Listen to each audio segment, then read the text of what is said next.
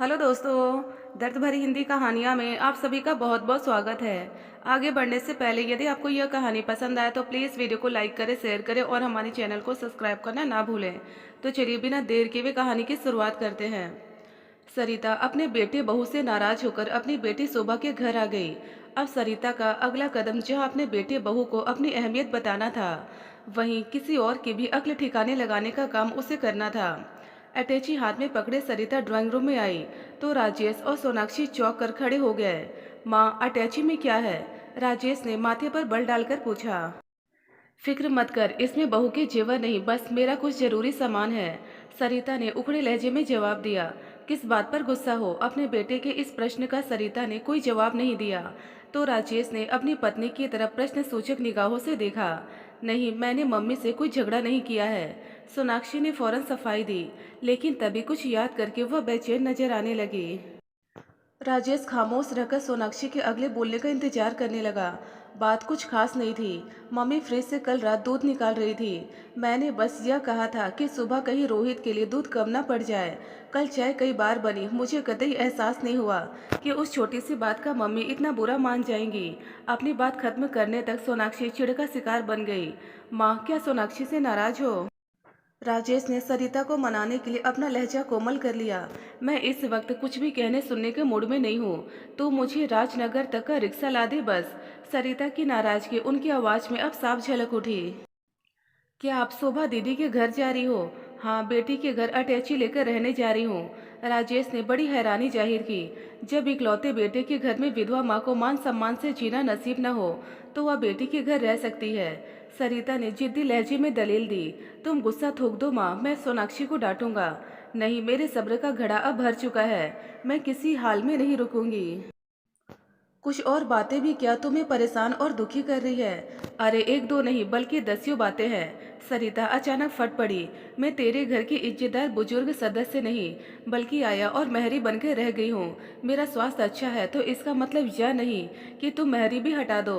मुझे रोहित की आया बनाकर आए दिन पार्टियों में चले जाओ। तुम दोनों के पास ढंग से तो बातें मुझसे करने का वक्त नहीं है। उस समय मेरी छाती में दर्द था तो तू डॉक्टर के पास भी मुझे नहीं ले गया। माँ तुम्हें बस ऐसे देती थी, जो डाइजिन खाकर ठीक भी हो गई थी। अरे अगर दिल का दौरा पड़ने का दर्द होता तो तेरी डाइजिन क्या करती? तुम दोनों के लिए अपना आराम, अपनी मौज मस्ती मेरे सुख दुख का ध्यान रखने से कहीं ज्यादा महत्वपूर्ण है। मेरी तो मेरी, तुम दोनों को बेचारे रोहित की फिक्र भी नहीं।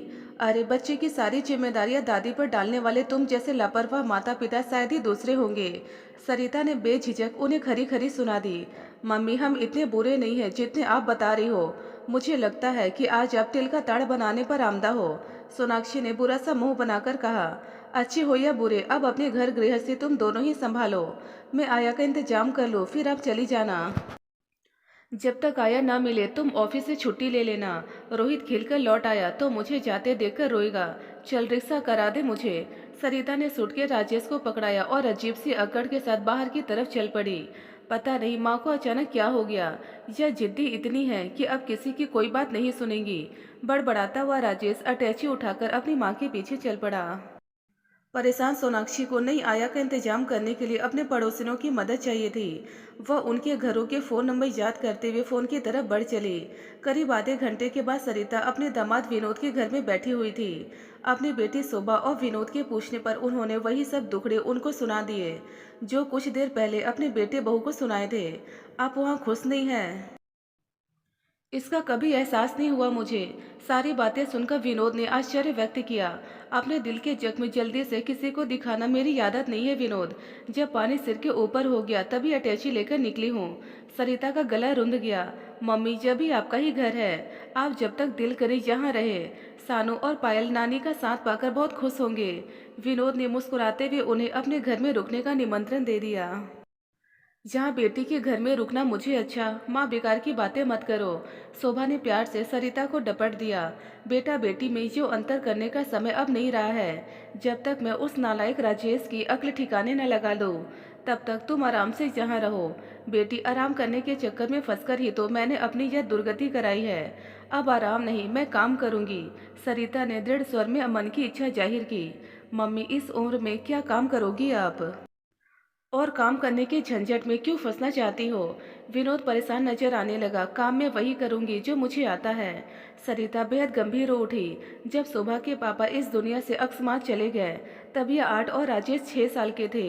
मैं ससुराल में नहीं रही क्योंकि मुझ विधवा के उस संयुक्त परिवार में नौकरानी की सी हैसियत थी। अपने आत्मसम्मान को बचाए रखने के लिए मैंने ससुराल को छोड़ा। दिन में बढ़िया पापड़ बनाती और रात को कपड़े सिलती। आज फिर मैं सम्मान से जीना चाहती हूँ। अपने बेटे बहू के सामने हाथ नहीं फैलाऊंगी। कल सुबह सुबह मुझे लेकर मालती के पास चलेगी। यह मालती कौन है? विनोद ने उत्सुकता दर्शाई।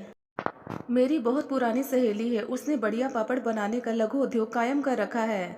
वह मुझे भी काम देगी। अगर रहने का इंतजाम भी उसने कर दिया तो मैं जहाँ नहीं। नहीं माँ, तुम यहीं रहोगी। शोभा ने उन्हें अपनी बात पूरी नहीं करने दी और आवेश भरे लहजे में बोली, जिस घर में तुम्हारे बेटा बहू ठाठ से रह रहे हैं वह घर आज भी तुम्हारे नाम है। अगर बेघर होकर किसी को धक्के खाने ही है तो वह तुम नहीं, वे होंगे। तो इतना गुस्सा मत कर बेटी। माँ, तुमने कभी अपने दुख दर्द की तरफ पहले जरा सा इशारा किया होता तो अब तक मैंने राजेश और सोनाक्षी के होश ठिकाने लगा दिए होते। अब मैं काम करना शुरू करके आत्मनिर्भर हो जाऊंगी तो सब ठीक हो जाएगा। मुझे तुम पर गर्व है माँ। सरिता के गले लगकर शोभा ने अपने पति को बताया। मुझे वह समय याद है जब माँ अपना सुख चैन भुलाकर रात दिन मेहनत करती थी। हमें ढंग से पाल पोसकर काबिल बनाने की धुन हमेशा इनके सिर पर सवार रहती थी। आज राजेश बैंक ऑफिसर और मैं पोस्ट ग्रेजुएट हूँ तो यह माँ की मेहनत का ही फल है। लानत है राजेश पर जो आज वह माँ की उचित देखभाल नहीं कर रहा है। मेरी यह बेटी भी कम हिम्मती नहीं है विनोद। सरिता ने स्नेह से शोभा का सिर सहलाया। पापड़ बढ़िया बनाने में यह मेरा पूरा हाथ बटाती थी। पढ़ने में हमेशा अच्छी रही। मेरा बुरा वक्त ना होता तो जरूर डॉक्टर बनती मेरी गुड़िया। आप दोनों बैठकर बातें करो। मैं जरा एक बीमार दोस्त का हालचाल पूछने जा रहा हूँ मम्मी। आप यहाँ रुकने में जरा से भी हिचक महसूस न करें। राजेश और सोनाक्षी को मैं समझाऊंगा तो सब ठीक हो जाएगा। विनोद उनके बीच से उठकर अपने कमरे में चला गया। कुछ देर बाद वह तैयार होकर बाहर चला गया। उसके बदन से आ रही इत्र की खुशबू को शोभा तो नहीं पर सरिता ने जरूर नोट किया। कौन सा दोस्त बीमार है विनोद का? सरिता ने अपने स्वर को सामान्य रखते हुए शोभा से पूछा। मुझे पता नहीं, शोभा ने लापरवाह स्वर में जवाब दिया। बेटी, पति के दोस्तों की, उसके ऑफिस की गतिविधियों की जानकारी हर समझदार पत्नी को रखनी चाहिए। माँ, 2 बच्चों को संभालने में मैं इतनी व्यस्त रहती हूँ कि इन बातों के लिए फुर्सत ही नहीं बचती। अपने लिए वक्त निकाला कर बन सवर कर रहा कर। कुछ समय वहां से बचाकर विनोद को खुश करने के लिए लगाएगी तो उसे अच्छा लगेगा। मैं जैसे हूँ उन्हें बेहद पसंद हूँ माँ। तुम मेरी फिक्र न करो और यह बताओ कि क्या कल सुबह तुम सचमुच मालती आंटी के पास काम मांगने जाओगी? अपनी आंखों में चिंता के भाव लाकर शोभा ने विषय परिवर्तन कर दिया था। सरिता काम पर जाने के लिए अपने फैसले पर जमी रही। उनके इस फैसले का शोभा ने स्वागत किया। रात को राजेश और सोनाक्षी ने सरिता से फोन पर बात करनी चाहिए पर वह तैयार नहीं हुई। शोभा ने दोनों को खूब डांटा। सोनाक्षी ने उसकी डांट खामोश रहकर सुनी पर राजेश ने इतना जरूर कहा, माँ ने कभी पहले शिकायत का एक शब्द भी मुंह से निकाला होता तो मैं जरूर कार्रवाई करता। मुझे सपना तो नहीं आने वाला था कि वह घर में दुख और परेशानी के साथ रह रही है। उन्हें घर छोड़ने से पहले हमसे बात करनी चाहिए थी। शोभा ने जब इस बारे में माँ से सवाल किया तो वह नींद आने के बाद क्या सोने चली गई। उनके सोने का इंतजाम सानू और पायल के कमरे में किया गया था। उन दोनों बच्चों ने नानी से पहले एक कहानी सुनी और फिर लिपट कर सो गए। सरिता को रोहित बहुत याद आ रहा था, इस कारण वह काफी देर से सो सकी थी। अगले दिन बच्चों का स्कूल और विनोद को ऑफिस भेजने के बाद शोभा माँ के साथ मालती से मिलने जाने के लिए घर से निकली थी।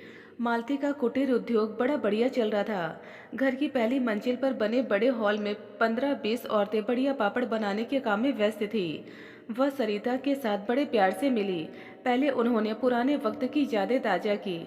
चाय नाश्ते के बाद सरिता ने उन्हें अपने आने का मकसद बताया तो वह पहले तो चौंकी और फिर गहरी सांस छोड़कर मुस्कुराने लगी। अगर दिल करे तो अपनी परेशानियों की चर्चा करके अपना मन जरूर हल्का कर लेना सरिता। कभी तुम मेरा सहारा बनी थी और आज फिर तुम्हारा साथ पाकर मैं खुश हूँ। मेरा दायां हाथ बनकर तुम चाहो तो आज से ही काम की देखभाल में हाथ बटाओ। अपनी सहेली की यह बात सुनकर सरिता की पलकें नम हो उठी थी। सरिता और शोभा ने वर्षों बाद पापड़ बढ़िया बनाने का काम किया। उन दोनों की कुशलता जल्दी ही लौट आई। बहुत मजा आ रहा था दोनों को काम करने में। कब लंच का समय हो गया उन्हें पता ही नहीं चला। शोभा घर लौट गई क्योंकि बच्चों के स्कूल से लौटने का समय हो रहा था। सरिता को मालती ने अपने साथ खाना खिलाया। सरिता शाम को घर लौटी तो बहुत प्रसन्न थी। विनोद को उन्होंने उस दिन के अनुभव बड़े जोश के साथ सुनाए। रात को 8 बजे के करीब राजेश और सोनाक्षी रोहित को साथ लेकर वहां पहुंचे। उनको देखकर शोभा का पारा 7वें आसमान पर चढ़ गया। बड़ी कठिनाई से विनोद और सरिता उसके गुस्से को शांत कर पाए। चुप होते होते भी शोभा ने अपने भाई व भाभी को खूब खरी खोटी सुना दी थी। माँ, अब घर चलो। इस उम्र में और हमारे होते हुए तुम्हें काम पर जाने की कोई ज़रूरत नहीं है। दुनिया की नज़रों में हमें शर्मिंदा कराकर तुम्हें क्या मिलेगा? राजेश ने आह स्वर में प्रश्न किया। मैं इस बारे में कुछ नहीं कहना सुनना चाहती हूँ। तुम लोग चाय पियो, तब तक मैं रोहित से बातें कर लूँ। सरिता ने अपने 5 वर्षीय पोते को गोद में उठाया और ड्राइंग रूम से उठकर बच्चों के कमरे में चली आई। उस रात राजेश और सोनाक्षी सरिता को साथ वापस ले जाने में असफल रहे। लौटते समय दोनों का मूड बहुत खराब हो रहा था। मम्मी अभी गुस्से में है, कुछ दिनों के बाद उन्हें समझा बुझाकर हम भेज देंगे। विनोद ने उन्हें आश्वासन दिया। उन्हें पापड़ बढ़िया बनाने के काम पर जाने से भी रोको जीजाजी। राजेश ने प्रार्थना की। जो भी इस बात को सुनेगा हम पर हंसेगा। राजेश, मेहनत व ईमानदारी से किए जाने वाले काम पर मूर्ख लोग ही हंसते हैं। माँ ने यही काम करके हमें पाला था। कभी जाकर देखना कि मालती आंटी की जहाँ काम करने वाली औरतों के चेहरों पर स्वाभिमान और खुशी की कैसी चमक मौजूद रहती है। थोड़े से समय के लिए मैं भी वहाँ रोज जाया करूँगी माँ के साथ। अपना फैसला बताते हुए शोभा बिल्कुल भी नहीं झिझकी थी। बाद में विनोद ने उसे काम पर न जाने के लिए कुछ देर तक समझाया भी, पर शोभा ने अपना फैसला नहीं बदला। मेरी बेटी कुछ मामलों में मेरी तरह से ही जिद्दी और धुन की पक्की है विनोद। यह किसी पर अन्याय होते भी नहीं देख सकती। तुम नाराज मत हो और कुछ दिनों के लिए इसे अपनी इच्छा पूरी कर लेने दो। घर के काम का हर्जा इसका हाथ बटाकर मैं नहीं होने दूंगी। तुम बताओ, तुम्हारे दोस्त की तबीयत कैसी है? सरिता ने अचानक विषय परिवर्तन कर दिया। मेरे दोस्त की तबीयत को क्या हुआ है? विनोद चौंका। अरे, कल तुम अपने एक बीमार दोस्त का हालचाल पूछने गए थे ना? हाँ हाँ, वो अब ठीक है, बेहतर है। अचानक बेचैन नजर आ रहे विनोद ने अखबार उठाकर उसे आंखों के सामने यूं किया, मानो सरिता की नजरों से अपने चेहरे के भाव को छिपा रहा हो। सरिता ने शोभा की तरफ देखा, पर उसका ध्यान उन दोनों की तरफ न होकर पायल की चोटी खोलने की तरफ लगा हुआ था। सरिता के साथ शोभा भी रोज पापड़ पड़िया बनाने के काम पर जाती। माँ शाम को लौटती, पर बेटी 12 बजे तक लौट आती। दोनों इस दिनचर्या से बेहद खुश थी। रोहित को याद करके सरिता कभी कभी उदास हो जाती, नहीं तो बेटी के घर उनका समय बहुत अच्छा बीत रहा था। सरिता को वापस ले जाने में राजेश और सोनाक्षी पूरे 2 हफ्ते के बाद सफल हुए। आया की देखभाल रोहित के लिए अच्छी नहीं है। मम्मी, वह चिड़चिड़ा और कमजोर होता जा रहा है। सारा घर आपकी गैर मौजूदगी में बिखर सा गया है। मैं हाथ जोड़कर प्रार्थना करती हूँ, अपनी सारी गलतियां सुधारने का वादा करती हूँ। बस अब आप घर चलिए प्लीज। हाथ जोड़कर जो विनती कर रही बहू को सरिता ने अपने सीने से लगाया और घर लौटने को राजी हो गई। शोभा ने पहले यह सुनिश्चित करवा लिया कि घर में झाड़ू पोछा करने व बर्तन मांजने वाली बाई आती रहेगी। वह तो आया को भी आगे के लिए रखवाना चाहती थी, पर इसके लिए सरिता ही तैयार नहीं हुई। मैं जानती थी कि आज मुझे लौटना पड़ेगा, इसलिए मैं मालती से 15 दिन की अपनी पगार ले आई थी। अब हम सब पहले बाजार चलेंगे। तुम सबको अपने पैसों से मैं दावत दूंगी और उपहार भी। सरिता की इस घोषणा को सुनकर बच्चों ने तालियां बजाई और खुशी से मुस्कुरा उठे। सरिता ने हर एक को उसकी मनपसंद चीज बाजार में खिलवाई। विनोद और राजेश को कमीज मिली। शोभा और सोनाक्षी ने अपनी पसंद की साड़ियाँ पाई। पायल ने ड्रेस खरीदी, सानू को बैट मिला और रोहित को बैटरी से चलने वाली कार। वापस लौटने से पहले सरिता ने अकेले विनोद को साथ लिया और उस आलीशान दुकान में घुस गई जहां औरतों की हर प्रसाधन सामग्री बिकती थी। क्या आप यहाँ अपने लिए कुछ खरीदने आई हैं मम्मी? विनोद ने उत्सुकता जताई। नहीं, यहाँ से मैं कुछ वंदना के लिए खरीदना चाहती हूँ। सरिता ने गंभीर लहजे में जवाब दिया। वंदना कौन? एकाएक ही विनोद के चेहरे का रंग उड़ गया। तुम्हारी दोस्त जो मेरी सहेली उषा के फ्लैट के सामने वाले फ्लैट में रहती है, वही वंदना जिससे मिलने तुम अक्सर उसके फ्लैट पर जाते हो, जिसके साथ तुमने गलत तरह का रिश्ता जोड़ रखा है। मम्मी, ऐसी कोई बात नहीं। विनोद प्लीज झूठ बोलने की कोशिश मत करो और मेरी यह चेतावनी ध्यान से सुनो। सरिता ने उसकी आंखों में आंखें डालकर सख्त स्वर में बोलना शुरू किया। शोभा तुम्हारे प्रति, घर व बच्चों के प्रति पूरी तरह से समर्पित है। पिछले दिनों में तुम्हें इस बात का अंदाजा हो गया होगा कि वह अन्याय के सामने चुप नहीं रह सकती। मेरी बेटी मान सम्मान से जीने को सबसे महत्वपूर्ण मानती है। उसे वंदना की भनक भी लग गई तो तुम्हें छोड़ देगी। मेरी बेटी सूखी रोटी खा लेगी पर जिएगी इज्जत से। जैसे मैंने बनाया वैसे ही वह भी पापड़ बढ़िया बनाकर अपने बच्चों को काबिल बना लेगी। आज के बाद तुम कभी वंदना के फ्लैट पर गए तो मैं खुद तुम्हारा कच्चा चिट्ठा शोभा के सामने खोलूंगी। तुम्हें मुझे अभी वचन देना होगा कि तुम उसे संबंध हमेशा के लिए समाप्त कर लोगे। अगर तुम ऐसा नहीं करते हो तो अपनी पत्नी व बच्चों से दूर होने को तैयार हो जाओ। अपनी गृहस्थी उजाड़ कर फिर खूब मजे से वंदना के साथ मौज मस्ती करना।